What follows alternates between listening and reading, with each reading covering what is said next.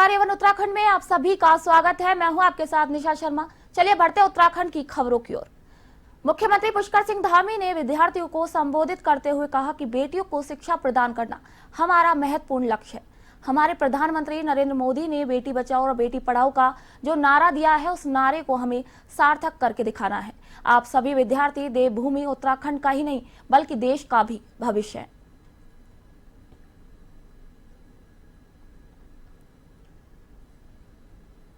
लोकार्पण की दिन में बधाई देता हूँ और निश्चित रूप से जैसा अभी हमारी आदरणीय विधायक जी ने कहा कि स्वर्गीय हरवंश कपूर जी का बहुत लंबा योगदान हमारे पूरे प्रदेश के लिए, क्षेत्र के लिए, देश के लिए रहा है और उन्होंने अनेक योजनाओं को यहाँ पर धरातल पर उतारा, अनेक योजनाओं को उन्होंने शुरू करवाया, अनेक योजनाओं के बारे में वो सोचते थे। हमारा कर्तव्य है राज्य सरकार का कि उनकी इन सेवाओं को हमेशा स्मरण में रखा जाए और इसका नाम भी हमने पिछले वर्ष उनके नाम से करने का जो घोषणा की थी वह भी जल्दी ही हमारी धरातल पर उतर जाएगी और जो आपने अन्य चीजें कही हैं उन पर भी हम निश्चित रूप से आगे। केंद्र सरकार के बनाए गए कानून को लेकर आज ट्रक यूनियन के पदाधिकारियों ने सड़कों पर आड़ी तिरछी गाड़ियां लगाकर विरोध प्रदर्शन किया। उन्होंने कहा कि ट्रक बसों से चालक काम छोड़कर अपने अपने घरों को चले गए हैं। उनका कहना है कि सड़क पर जब वाहन चलाया जाता है तो सुरक्षित तरीके से चलाया जाता है, लेकिन वक्त के आगे कोई नहीं टिका। अगर कोई घटना घटित होनी है तो उसको कोई भी नहीं टाल सकता, लेकिन केंद्र सरकार ने फरमान जारी कर ट्रक बसों के ड्राइवरों के पेट पर लात मारने का काम किया है।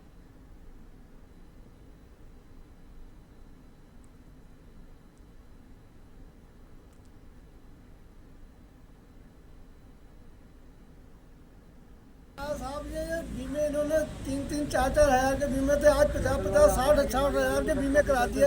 ये एक्सीडेंट की वजह से तो है, जो एक्सीडेंट होएगा तो ये बीमे वाले भुगतेंगे। यदि ये ड्राइवर और कंडक्टर भुगतने लगे या मालिक भुगतने लगे तो ये तो खजाना ही खाली हो जाएंगे, तो काम ही क्या करेंगे। ये कोई बीमा नहीं भरेगा, कोई फिटनेस ही करेगा। फिटनेस 3000 की फिटनेस थी, 15 हजार की फिटनेस कर दी इन्होंने।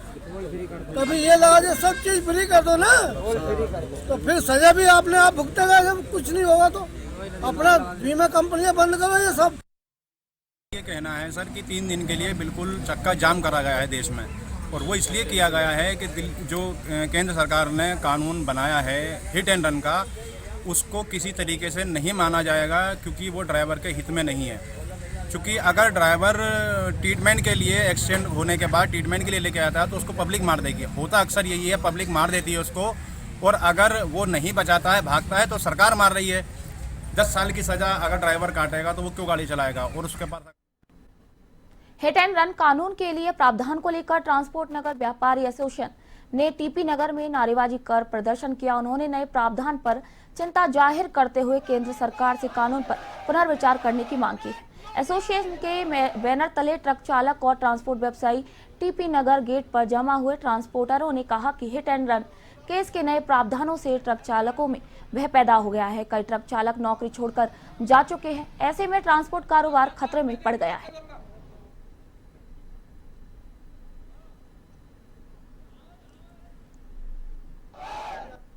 कानून बहुत गलत बना हुआ है। जो हम बचपन से अब तक गाड़ी चला रहे हैं, जो कानून आज तक था वही रहना चाहिए। आगे जो कानून काला कानून बनाया है ये गलत है, क्योंकि जब हमसे कोई एक्सीडेंट हो जाए हम सजा काटेंगे, अपने बच्चों को पालेंगे। इतनी 7 लाख रुपए देने की औकात किसी ड्राइवर के अंदर नहीं है। अगर और ये जो हिट एंड रन का केस है, इसको आप जो पुलिस कह रही है कि आप कॉल करोगे 112 में कॉल करके बताओगे, ये 112 में कॉल करने पर यहाँ पर पहाड़ों में तो कहीं पर चौकी है नहीं, और ये 112 में कॉल करने तक तो हमारे साथ बहुत कुछ हो जाएगा। तो और आपने अगर ये कानून लागू किया तो ये आज तक ओवरलोड वालों के ऊपर क्यों नहीं लागू किया आपने।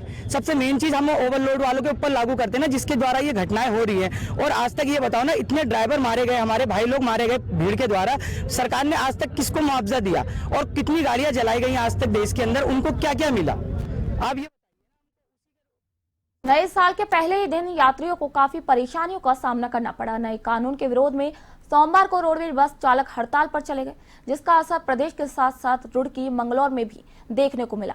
इस वजह से यात्रियों को काफी परेशानियों का सामना करना पड़ा। दरअसल केंद्रीय मंत्रिमंडल ने वाहन दुर्घटना पर नया प्रावधान लागू किया है, जिसके विरोध में all India motor transport union ने 3 दिन देशव्यापी हड़ताल का ऐलान किया है। रोडवेज से लेकर टैक्सी के चालक भी हड़ताल पर चले गए हैं। बसों के पहिए जाम होने के कारण यात्रियों को भारी परेशानियों का सामना करना पड़ा है। सर्द ठंड के बाद मंगलौर बस स्टैंड पर यात्री बसों के इंतजार में सुबह से ही बैठे हुए हैं। कई यात्री परेशान होकर वापस घर लौटने के लिए वैकल्पिक संसाधनों के इंतजाम में भी जुट गए हैं। हड़ताल के कारण आम जनता के साथ ही व्यापारियों को भी काफी परेशानियों का सामना करना पड़ रहा है।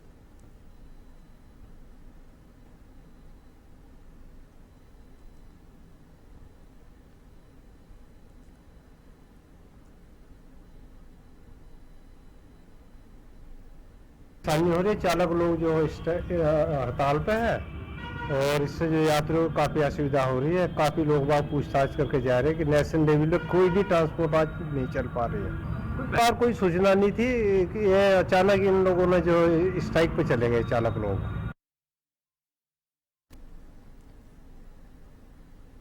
डग्गा मार वाहनों पर परिवहन विभाग सख्ती बरतते हुए नजर आ रहा है। नए साल के आगाज के साथ परिवहन विभाग ने डग्गा मार गाड़ियों पर कार्यवाही करते हुए 8 बसों को सीज और 20 बसों के चालान काटे हैं। इसी बात को लेकर देहरादून के आरटीओ शैलेश तिवारी ने कहा कि जनता से मिल रही शिकायतों को देखते हुए हरिद्वार और देहरादून में अभियान चलाया गया, जिसमें देहरादून पर मुख्य रूप से आईएसबीटी और हरिद्वार बाईपास रोड ध्यान केंद्रित था। साथ ही उन्होंने कहा कि हमारा यह प्रयास रहता है कि बसों के अवैध संचालन करने वाले लोगों पर कठोरता से कार्रवाई करें और जनता को इनसे निजात दिलाएं। कई बार हमारे पास शिकायतें आती हैं कि अन्य राज्यों की बसें हमारे यहाँ उत्तराखंड में चल रही हैं और ये रोडवेज अड्डे के आसपास से सवारियां ढोती हैं। तो और कई इसमें अन्य भी शिकायतें हैं। तो इसी को ध्यान में रखते हुए हम लोगों ने ये अभियान चलाया था। ये पूरे संभाग में, हरिद्वार में भी था और देहरादून में भी था। और देहरादून में मेन फोकस हमारा आईएसबीटी और उसके आसपास और हरिद्वार बाईपास इन जगहों पे था। और हम लोगों ने 8 बसों को सीज किया है और 20 बसों के डिफरेंट जो अभियोग होते हैं उसमें हम लोगों ने चालान किया है। और हमारा तो ये प्रयास है। सितारगंज में वाहन चालकों ने नए दुर्घटना कानून को समाप्त करने के संबंध में सितारगंज उप जिलाधिकारी तुषार सैनी के माध्यम से केंद्रीय गृह मंत्री अमित शाह को ज्ञापन भेजा है। वहीं ज्ञापन में लिखा है कि दुर्घटना के संबंध में पारित नए कानून के बनने से वाहन चालकों में भय का माहौल व्याप्त है, जिसका परिवहन कार्य में प्रभाव पड़ रहा है। साथ ही ज्ञापन में लिखा है कि नए कानून के लागू होने से नाराज सभी वाहन चालकों ने वाहनों को संचालित करना बंद कर दिया है। साथ ही ज्ञापन सौंपकर नए दुर्घटना कानून को समाप्त कर पुराने कानून को पूर्व की भांति लागू रखने की वाहन चालकों ने मांग की है।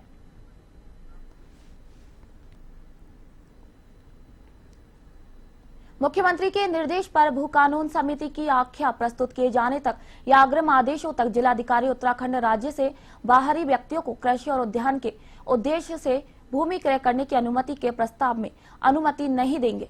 इसी के पूर्व में भी मुख्यमंत्री उत्तराखंड में भूमि क्रय से पूर्व खरीदार के भूमि खरीदने के कारण पृष्ठभूमि के सत्यापन के उपरांत ही भूमि क्रय करने के निर्देश दिए थे।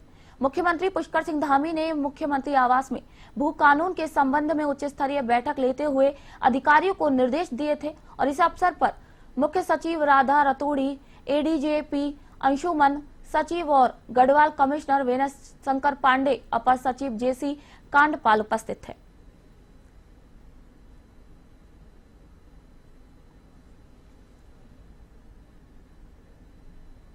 उत्तराखंड में लोकसभा चुनावों की तैयारी को लेकर भाजपा संगठनात्मक कार्यक्रम शुरू करने जा रही है, जिसके क्रियान्वयन के लिए प्रदेश स्तर पर टीम का गठन किया गया है। इन सभी अभियानों की जानकारी प्रदेश नेतृत्व केंद्र को भेजेगा। काशीपुर में प्रदेश स्तरीय 2 दिन की बैठक संपन्न होने के बाद बैठक में लिए गए फैसलों पर अमल करना शुरू कर दिया है। भाजपा प्रदेश अध्यक्ष महेंद्र प्रसाद भट्ट के निर्देश पर यह टीमें बनाई गई है। भाजपा के प्रदेश प्रवक्ता विनोद सुयाल ने बताया कि लोकसभा चुनावों को देखते हुए यह महत्वपूर्ण कार्यक्रम शुरू किए जा रहे हैं। पार्टी ने गांव चलो अभियान के लिए प्रदेश महामंत्री खिलेंद्र चौधरी को संयोजक और मुनीश सैनी, गोविंद पिलखवाल और श्रीपाल राणा को सह संयोजक बनाया गया है। दीवार लेखन टीम का नेतृत्व प्रदेश मंत्री आदित्य चौहान करेंगे। उनके साथ ही सह संयोजक के रूप में चंडी प्रसाद भट्ट, गुरविंदर सिंह चंडोक दिनेश आर्य रहेंगे। महिला स्वयं सहायता समूह और गैर सरकारी संस्था संपर्क अभियान के प्रदेश संयोजक एनजीओ प्रकोष्ठ के प्रदेश संयोजक विजय भट्ट होंगे।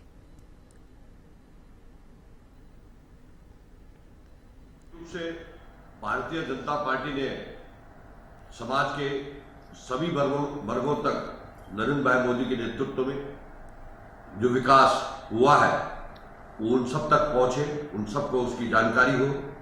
इसके लिए विभिन्न प्रकार के कार्यक्रम किए हैं। जो होने वाले कार्यक्रम हैं उनमें गांव चलो अभियान एक कार्यक्रम है कि प्रत्येक गांव में जाना होगा और लगभग 24 घंटे का प्रवास का कार्यक्रम उसी गांव में हमारे कार्यकर्ताओं के द्वारा, हमारे नेता और पदाधिकारियों के द्वारा किया जाएगा।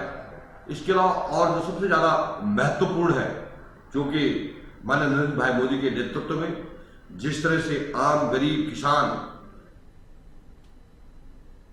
जसपुर में क्षत्रिय महासभा का वार्षिक उत्सव हीरा गार्डन परिसर में किया गया, जिसमें कार्यक्रम में मुख्य अतिथि जसपुर विधायक आदेश सिंह चौहान ने प्रतिभाग किया। कार्यक्रम में जसपुर क्षेत्र की उन प्रतिभाओं को सम्मानित किया गया जिन्होंने शिक्षा जगत के साथ साथ समाज में भी उत्कृष्ट कार्य किए हैं। कार्यक्रम संबोधन में आदेश सिंह चौहान ने क्षत्रिय समाज को एकजुट करने का आह्वान करते हैं। नौकरी पेशे और पारिवारिक गतिविधियों के साथ साथ सामाजिक कार्य क्षेत्र में भी भागीदारी निभाने का भी आह्वान किया। कार्यक्रम के अंत में राजस्थान में छात्र की निर्मम हत्या किए जाने पर रोष प्रकट किया। कार्यक्रम में 2 मिनट का मौन धारण कर मृतक की आत्मा शांति के लिए ईश्वर से प्रार्थना की गई।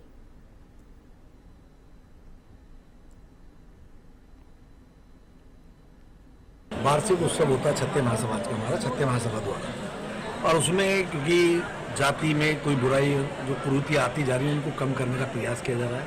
और जो हमारे बच्चे आगे निकल रहे हैं उनको सम्मानित करते हैं, उनके परिवार को, जिससे कि आने वाले बच्चों को और जागरूकता हो और हमारा समाज आगे बढ़ सके। क्योंकि आज की तारीख में पैसा कमाने की होड़ में आज माता पिता को भूलते जा रहे हैं, तो यही संस्कार देने के लिए प्रयास कर रहे हैं हमारा क्षत्रिय समाज। और जो कोई परेशानी में होता है उसका साथ देते हैं सभी लोग मिलकर। अयोध्या में श्री राम मंदिर प्राण प्रतिष्ठा के ऐतिहासिक मौके पर 22 जनवरी को दीपावली का उत्सव मनाया जाएगा। तो वहीं भाजपा प्रदेश प्रवक्ता विनोद सुयाल ने बताया कि कार्यकर्ता अन्य संस्थाओं के सहयोग से 1 से 15 जनवरी के बीच अयोध्या से आए अक्षत कलशों को घर घर पहुंचाकर श्री राम मंदिर दर्शन का आमंत्रण पत्र देंगे। साथ ही 22 जनवरी को अपने आसपास के सभी मंदिरों में भजन कीर्तन का आयोजन करेंगे। तो वहीं कार्यकर्ता अपने घर के मंदिर में 5 दीपक जलाकर समूचे घर में दीपावली की तरह साज सज्जा करेंगे।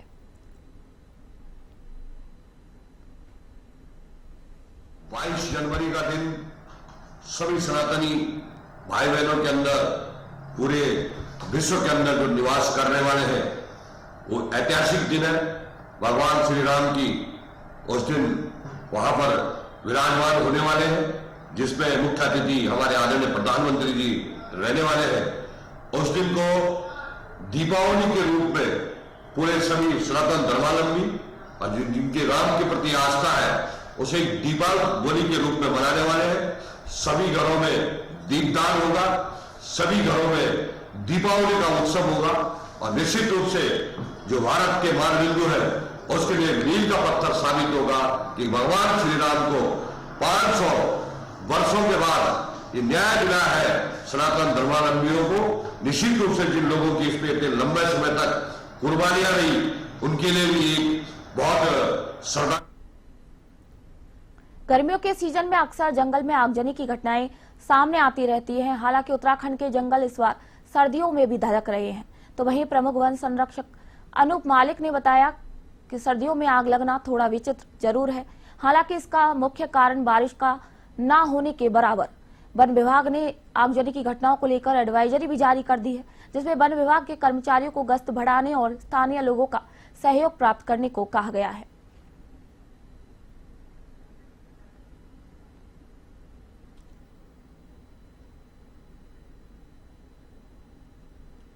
सर्दी में इस साल देखते बारिश बिल्कुल नहीं हुई है। पिछले सालों में आप लोगों ने भी ऑब्जर्व किया है कि नवंबर एंड या दिसंबर के पहले हफ्ते में बारिशें हो जाती हैं, तो अब क्या बिल्कुल भी बारिश नहीं हुई।